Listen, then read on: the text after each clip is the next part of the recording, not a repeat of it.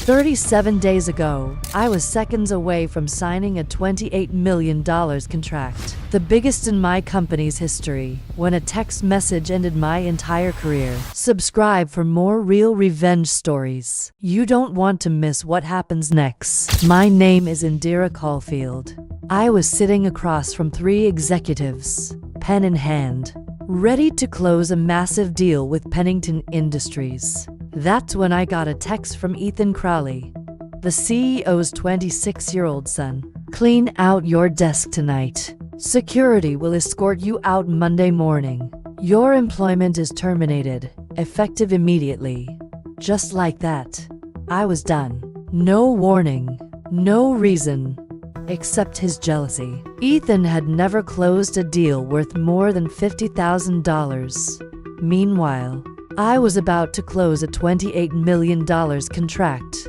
That success, he couldn't handle it. I looked up from my phone, smiled, and told the executives, "Gentlemen, there's been a change in representation. I won't be handling this account moving forward." I shook their hands and walked out of that room, but not in defeat. I walked out with a plan. Before I tell you exactly what I did next, take a second to hit that follow button, because the next part will shock you. What no one at Hammond Solutions knew, not even Ethan, was why I was so good at closing impossible deals. While others struggled with quotas, I was landing million-dollar accounts. They thought I was lucky, gifted, maybe just charming. The truth: my family owned Caulfield Manufacturing, a specialty component company. We provide custom parts, logistics, and services that usually require 3 different vendors.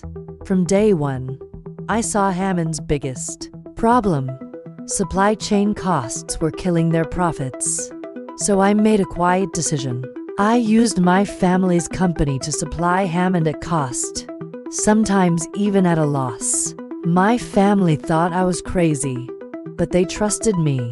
For 3 years, Caulfield Manufacturing basically subsidized Hammond's biggest contracts, letting me offer unbeatable prices.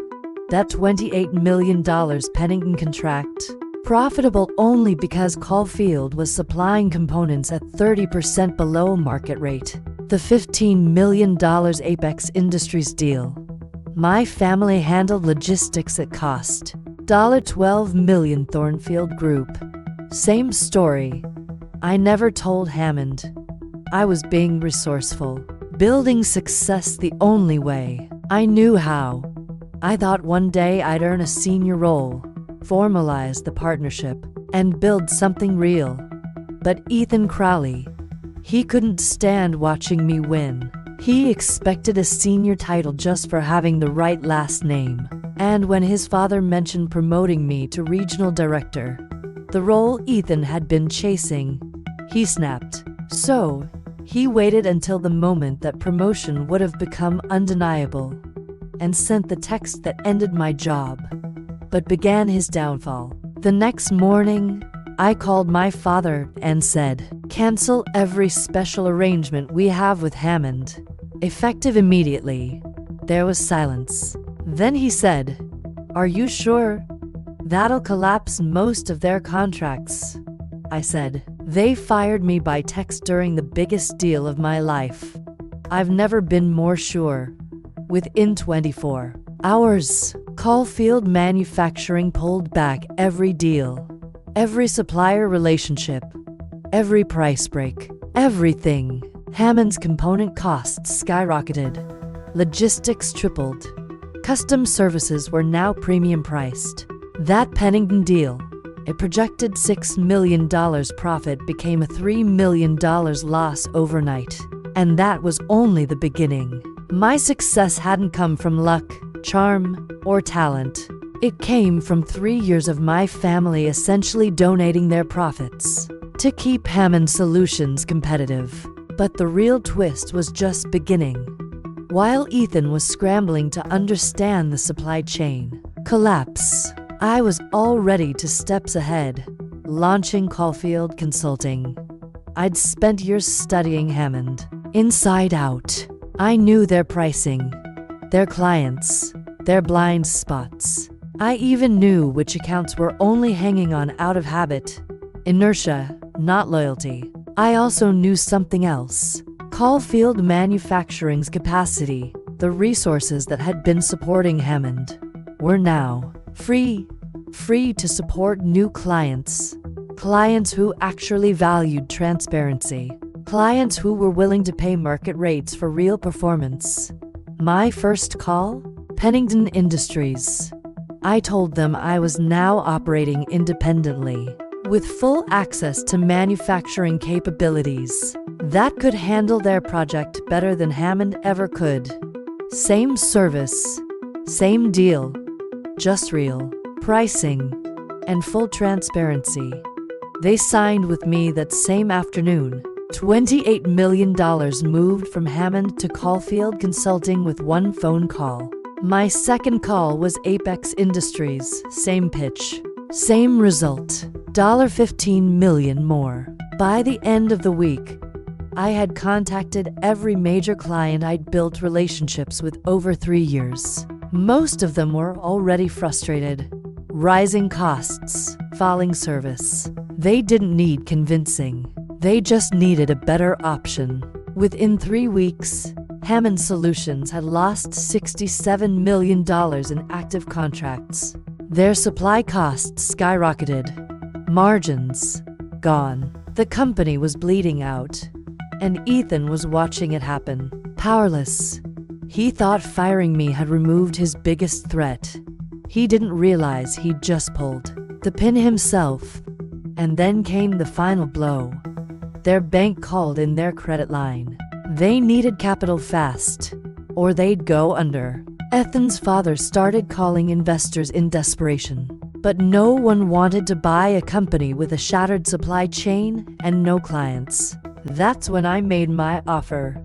Caulfield Consulting, now backed by $67 million in active contracts and full production capability, offered to acquire Hammond Solutions for exactly $1. The deal included their office, their client list, their equipment, and their entire staff. Everyone, except Ethan Crowley. His employment was terminated on his first day working for me. I handed him the letter personally. Ethan, there's been a change in your employment status. Clean out your desk. Security will escort you out in 30 minutes.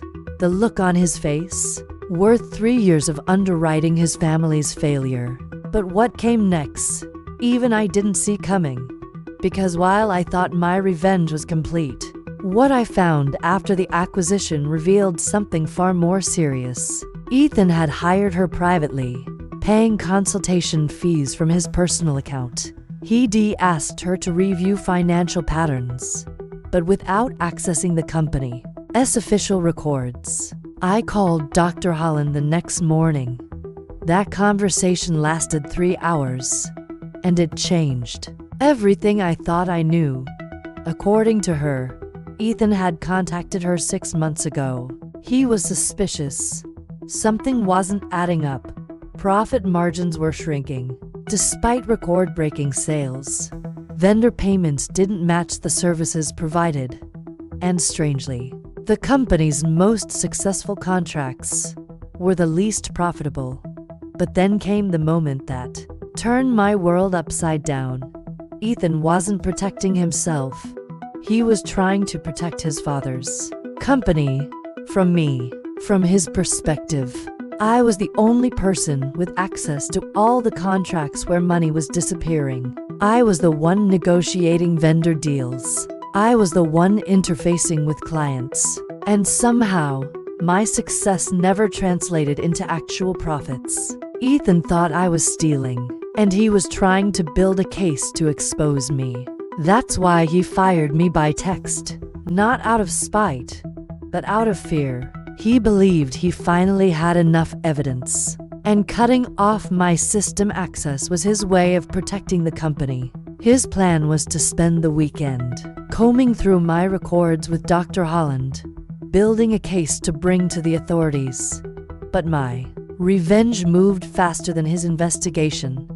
Hammond Solutions collapsed before Ethan could discover what Dr. Holland found next. Because I wasn't the thief. The real thief was Jana Morrow, Hammond Solutions' chief financial officer. Dr. Holland had kept digging, and the truth was staggering. Jana had been embezzling funds for over 4 years. She created fake vendors, phantom service, contracts, inflated billing. She skimmed an average of $40,000 a month, all hidden under layers of paperwork.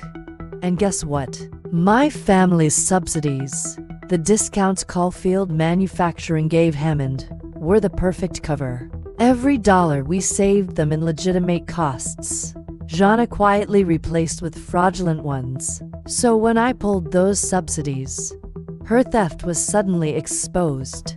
The financial collapse wasn't just about supplier costs rising. It was about the illusion breaking. Jana panicked. She resigned the day after I announced the acquisition. She cited personal reasons and requested an immediate payout of her vacation and retirement funds. She wanted out before anyone could start digging. But someone already had. Dr. Holland had been monitoring her for weeks. When Jana tried to process one last round of fake vendor payments, we had everything: screenshots, records, documentation. And here's the part that truly matters. By then, I legally owned Hammond Solutions, which meant she was no longer stealing from a company. She was stealing from me. I had 3 options: let her go, sue her, or press charges and wait years for a resolution. I chose option 4, the one I invented. I called Jana, told her I wanted a smooth transition for the CFO role. I praised her for managing the books through the acquisition. She agreed to meet. She showed up to the conference room on Friday with a briefcase full of documentation. She spent 30 minutes walking me through her version of the company's accounting systems. What she didn't know, Dr. Holland was in the next room, recording every word, every vendor Jana described, a fake company, every invoice process, a carefully crafted fraud. Then I asked one question: Jana, can you explain why Northbridge Consulting has been billing us for strategic planning services when there's no evidence they ever delivered anything? Her face went white. Northbridge was one of her fake entities. It had siphoned off over $120,000. She stammered, claimed it was a legacy vendor, then tried to blame Ethan's father for questionable practices. That's when I told her, we had it all. Every transaction, every fake invoice, every theft. Jana tried to run, but it was too late.